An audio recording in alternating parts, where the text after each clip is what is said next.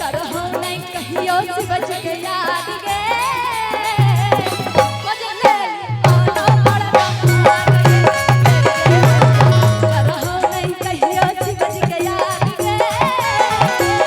खोजले आना पड़गा मार गे कि आई गेला सावन महीना पियबा जाहू नहीं देव ए भैया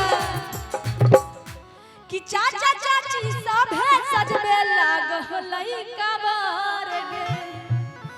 कि लगलौ करे डरामा पर कर देलको हद गे हां कि करहु नहीं कहियो शिवजी के याद गे खोज ले लियो ना पड़गा सुनाए अब तो कहेंगे कि आई गेला सावन महीना पियबा जाहू नहीं देव घर गे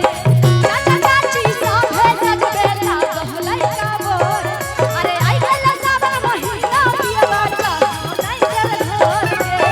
चाचा चाची सभे सजबे लागलै कबर गे लगलौ करे डरामा पर कर देलको हद गे करहु नहीं कहियो शिवज के याद गे खोजले आना पड़गा करहु नहीं कहियो शिवज के याद गे खोजले आना पड़गा मार गे ऐसे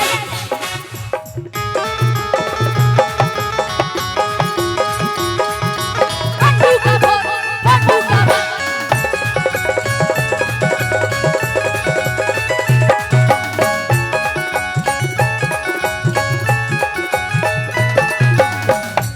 और क्या पूजा पाठ में पियबा कहियो लागहु नहीं मन गे